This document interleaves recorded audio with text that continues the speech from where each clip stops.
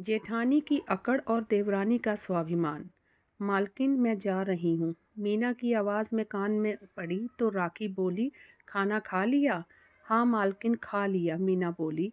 राखी बोली, मैंने तेरे बच्चों के लिए खीर डिब्बे में भरकर रखी है, जरा लेते हुए जाना।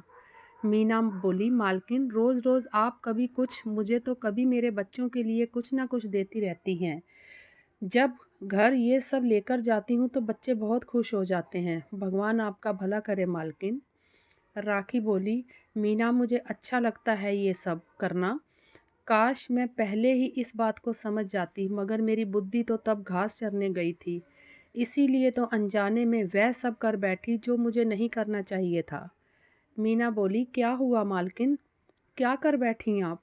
राखी चुप हो गई और बोली, कुछ नहीं मीना, तू कल समय पर आ जाना। तू होती है तो घर में मन लगा रहता है। राखी इस बड़े बंगले की मालकिन, बच्चे दोनों अमेरिका में सेटल थे और पति निखिल सीधे रात को 10 बजे घर आते थे। निखिल की फैक्ट्री दूरी पर थी, इसीलिए सुबह का टिफ़िन राखी साथ ही दे देती थी। निखिल की ड्यूटी सुबह 10 से रात 10 बजे तक की थी। राखी का इतने बड़े बंगले में अकेले दम घुटता था। आज रात को राखी निखिल से बोली, निखिल, मुझे नहीं रहना है यहाँ अकेले। बच्चे भी बाहर चले गए और तुम भी घर पर नहीं रहते। मैं अकेले बहुत बोर होती हूँ। तुम चंदन भैया और सावित्री से बात करो ना, शायद वे यहाँ वापस आ जाएं। फिर से हम सब एक साथ रहेंगे। चंदन निखिल का छोटा भाई और सावित्री राखी की देवरानी थी। ये पूरा परिवार बरसों साथ में रहा, मगर निखिल के माता पिता के मरने के बाद दोनों भाई अलग हो गए थे। चंदन और सावित्री दोनों अलग होने के बाद किराए के मकान में रहते थे। निखिल बोला, राखी, तुम ही तो अलग होना चाहती थी। मेरे पैसों, मेरे बंगले और मेरी हर चीज़ पर तुम्हें अपना हक चाहिए था, और वह सब मिल तो गया अब तुम्हें। तुम्हें क्या लगता है वह लोग वापस आएंगे? तुम्हें तुम्हारी देवरानी ने ऐसा छोड़ा कि पलट कर वापस ना देखा।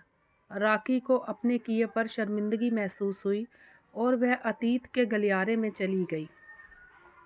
राखी और सावित्री दोनों जेठानी देवरानी कम और बहनें ज़्यादा लगती थी। दोनों की शादी में बस 2 साल का ही फर्क था, इसीलिए दोनों की खूब पटती थी। सास अनुपमा जी दोनों की जोड़ी की बलाइयाँ लेती, क्योंकि उन दोनों की वजह से उनका संयुक्त परिवार आबाद था।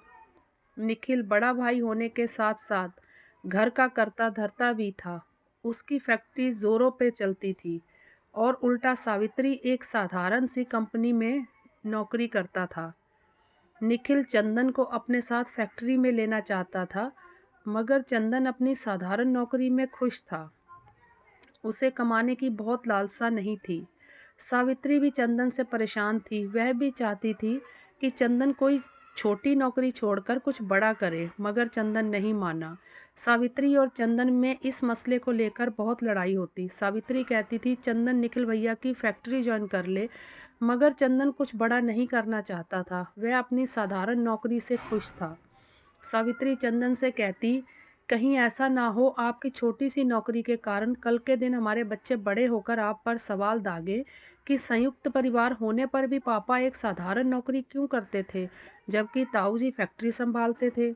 पापा भी तो ताऊ जी के साथ उनकी फैक्ट्री में उनका साथ दे सकते थे। ये सब सुनने के बाद भी चंदन के कानों पर जूं नहीं रेंगती, और वह उसी कंपनी में नौकरी करता रहा जैसे कि वो पहले करता आया था। प्राइवेट कंपनी होने के कारण एक दिन चंदन की नौकरी चली गई, जिस वजह से सावित्री बहुत परेशान हो गई। तब राखी बोली, फिक्र मत कर पगली, जिंदगी का हर दिन अच्छा हो ये ज़रूरी तो नहीं। शायद भगवान भी चंदन भैया के लिए कुछ अच्छा चाहते थे। निखिल ने फिर से चंदन को अपने साथ लेना चाहा, मगर चंदन का वापस यही जवाब था, और चंदन दूसरी नौकरी की तलाश में निकल गया। चंदन को नौकरी नहीं मिली, तब तक निखिल पूरा घर अकेले चलाता रहा। एक दिन चंदन को फिर से वही साधारण नौकरी मिल गई और चंदन फिर से काम पर जाने लगा। धीरे धीरे दिन साल गुजरने लगे, और बीच में निखिल के माता पिता का भी देहांत हो गया। अब धीरे धीरे परिस्थितियां भी बदलने लगी। निखिल की फैक्ट्री जोरों में चलने लगी थी, जिस वजह से घर में पैसे की बरसात हो चली थी। राखी को अपने पति की कमाई पर घमंड होने लगा था और वह देवर चंदन और देवरानी सावित्री को नीची नज़र से देखने लगी थी।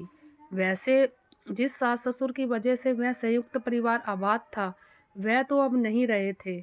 एक दिन राखी के मन में ख्याल आया कि अगर मेरा पति घर का एक्स्ट्रा खर्च ना निकाले, तो चंदन भैया अपने दम पर इतने खर्चे नहीं निकाल सकते।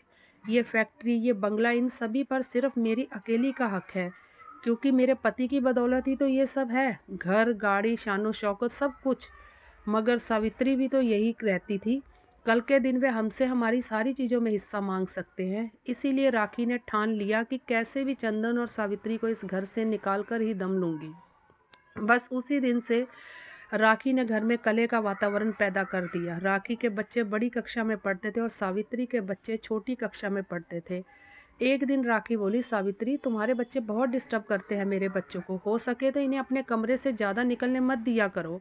सावित्री ने भी हामी भर दी और अपने बच्चों को भाभी के बच्चे के कमरे से ज़्यादा नहीं जाने देती थी। घर के काम और रसोई के काम और बाहर के काम, सभी काम राखी ने अपने हाथ में ले लिए और हर बात पर अपना हुक्म चलाना शुरू किया। अब वह हर बात में सावित्री को सुनाने लगी, चाहे बिजली का बिल हो या खाने पीने की चीज़ों का। राखी हर बात में सावित्री को जताने लगी थी कि उसके पति के पैसों के दम पर ही चंदन भैया और सावित्री जी रहे हैं, वरना उनकी खुद की कोई औकात नहीं है। हद तो तब हो गई जब राखी आसपास के लोगों को कहने लगी, यदि उसका पति घर के खर्चे पूरे ना करे तो उसके देवर और देवरानी के तो खाले के भी लाले पड़ जाएं। सावित्री के कानों तक इन बातों की भनक लगी तो उसे बहुत बुरा लगा। वह सोचने लगी, क्या सचमुच ये वही जेठानी है जिसने कभी उसे अपनी बहन माना था। इंसान पैसे के घमंड में इतना चकनाचूर हो जाता है कि रिश्तों का महत्व ही भूल जाता है। मगर वह क्या कर सकती थी। उसने तो चंदन को कई बार यह साधारण नौकरी छोड़ने के लिए कहा था, मगर चंदन नहीं माना था, जिसकी वजह से आज उन्हें से ये सब सुनना पड़ रहा था। सावित्री को धीरे धीरे सब कुछ समझ आ गया। उसने चंदन से बात की और दोनों ने घर से अलग होने का फैसला कर लिया। निखिल चंदन के इस फैसले से खुश नहीं था, पर ये परिवार बिखरने भी नहीं देना चाहता था। जब उसने भाई को रोकने की कोशिश की तो राखी बोली, जिसकी जितनी चादर है उसे उतने में ही पांव पसारने चाहिए। चंदन भैया की साधारण सी नौकरी में भी उन्हें और सावित्री को बंगले का सुख नसीब हो रहा है। शायद ये बात इन दोनों को समझ आ गई है। चंदन और सावित्री का ये बात सुनकर अब उनका दिल खट्टा हो गया और उन्होंने कभी पलटकर इस घर की तरफ नहीं देखा।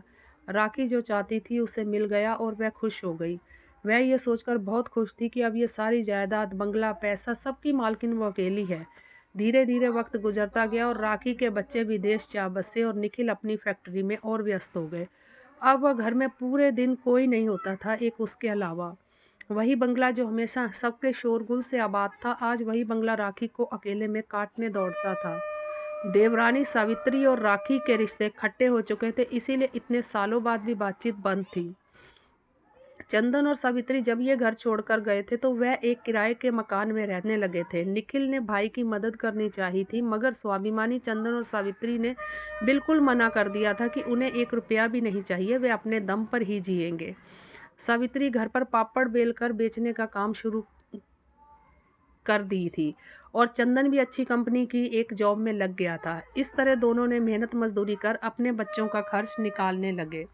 राखी के आसपास के लोग जो सावित्री से बातचीत करते थे, वह लोग राखी को चंदन और सावित्री की खबर दे दिया करते थे। राखी और सावित्री जब से अलग हुए थे तब से उनके बीच बातचीत बंद थी, मगर आज राखी ने इतने सालों बाद सोचा क्यों ना वह चंदन और सावित्री से फ़ोन पर बात करके उन्हें वापस बुलाए। वह फ़ोन करने ही वाली थी कि विदेश से उसके बेटे विनोद का फ़ोन आया और वो बोला, मम्मी मुझे यहाँ विदेश में एक लड़की पसंद आ गई है, उसका नाम नैना है और मैं उससे शादी करना चाहता हूँ। राखी बोली, बेटा जब तू भारत आएगा तब हम बात करेंगे, इतने बड़े फैसले फ़ोन पर नहीं होते। विनोद बोला, मम्मी मैं भारत नहीं आना चाहता, इसीलिए तो आपको फ़ोन पर बता रहा हूँ। 1 महीने बाद मैं और नाना शादी करने वाले हैं, आप पापा को बता दीजिए। बस यही बताने के लिए फ़ोन किया था और विनोद ने फ़ोन काट दिया। राखी ये सुनकर बेचैन हो उठी। उसने तुरंत निखिल को फ़ोन करके ये सब बताया। निखिल बोला, राखी बच्चों को विदेश भेजने का फ़ैसला भी तुम्हारा था। मैंने तो मना किया था कि हमारा भारत भी एजुकेशन के मामले में किसी से कम नहीं है, मगर तुम नहीं मानी। तुमने कहा था हमारे पास इतना पैसा है तो बच्चे को विदेश भेजना ही चाहिए। तुम दुनिया वालों को दिखाना चाहती थी कि तुम्हारा पति इतना कमाता है, तुम्हारे पास इतना पैसा है, तुम्हारे बच्चे विदेश में पढ़ते हैं। इन सब बातों की सज़ा भुगतने का समय आ गया है शायद राखी। राखी फ़ोन रखकर खूब रोने लगी और सोचने लगी क्यों पैसों के नशे ने उसे अंधा कर दिया, क्यों वह रिश्तों को नहीं समझ पाई, शायद इसीलिए अकेली रह गई। कोई भी तो साथ नहीं दे रहा उसका। राखी ने विदेश में रह रही बेटी अरुषि को फ़ोन किया और कहने लगी, अरुषि तुम यहाँ कब आ रही हो? अरुषि अपने फ्रेंड्स के साथ पब में पार्टी में बिज़ी थी। वह बोली, मम्मी अभी डिस्टर्ब मत करो प्लीज़, वहाँ आने की तो बात ही नहीं है। मम्मी एक बार जो विदेश में बस जाता है वह वापस नहीं आता। राखी बोली, आरुषि मुझे तुम्हारी बहुत याद आ रही है। बोली, मम्मी इमोशनल फूल मत बनो और मुझे पार्टी एंजॉय करने दो। राखी ने कैसे अपने ही पैरों पर कुल्हाड़ी मारी थी आज उसे समझ आ गया था। वह उदास होकर बैठी थी कि पड़ोस वाली सौम्या जी आई और बोली, राखी अपनी उदासी छुपाते हुए बोली, कुछ नहीं हुआ सौम्या जी, तुम्हारे देवर चंदन का बेटा आई टॉपर है। उसका जॉब भी गूगल कंपनी में लग गया। अब तो उसने तुम्हारे जैसा या यूं कहो तुमसे भी अच्छा बंगला खरीद लिया है। मैं आज उन्हीं के घर गई थी, चारों तरफ खुशियां ही खुशियां थी। भाई परिवार हो तो ऐसा। सावित्री के दोनों बच्चे बहुत होशियार निकले, इतने होशियार कि माँ बाप की गरीबी ही दूर कर दी। सावित्री के बच्चों में संस्कार भी कूट कूट कर भरे हैं। धन्य हैं ऐसे माँ बाप जो अपने बच्चों को ऐसी परवरिश देते हैं। राखी एक अक्षर ना बोल पाई और सोचने लगी, हाँ सच ही तो है सौम्या। जिन बच्चों ने अपने माता पिता को इतनी मेहनत करते देखा, जिन बच्चों के खेलने कूदने की उम्र में उन्हें चीज़ों के लिए तरसना पड़ा, वह बच्चे होशियार ही निकलेंगे। और जिन बच्चों ने ऐशो आराम की और पैसा देखा, वह अब विदेश से वापस भी नहीं आना चाहते। राखी आज अपने आप को बहुत तन्हा महसूस कर रही थी और उसे अपने किए की कीमत चुकानी पड़ेगी। उसने कभी ऐसा नहीं सोचा था कि वह कीमत ऐसे चुकाई जाएगी। राखी को अपने किए पर पश्चाताप था। कभी कभी राखी काम वाली बाई मीना से बतिया लेती थी और कहती थी, मीना कभी भी ज़मीन जायदाद के चक्कर में अपनों को मत छोड़ना, क्योंकि अपनों से ही घर आबाद है। दोस्तों, जेठानी देवरानी में अक्सर ये बात देखने को मिल जाती है कि अगर एक के पास पैसा है तो वे अपनी अकड़बाजी दिखाने में नहीं चूकती हैं। मगर पैसा तो चंचल है, आज उसके पास है, कल के दिन किसी और के पास होगा। और ये सब भूल जाती हैं कि कभी कभी लोग ज़मीन जायदाद और पैसों के लालच में आकर अपनों से ही रिश्ता तोड़ देते हैं, मगर कभी ना कभी उन्हें इस बात का खामियाजा भुगतना पड़ता है। अगर आपको हमारी कहानी अच्छी लगी हो तो प्लीज़ हमारे चैनल को सब्सक्राइब करें और लाइक शेयर करें।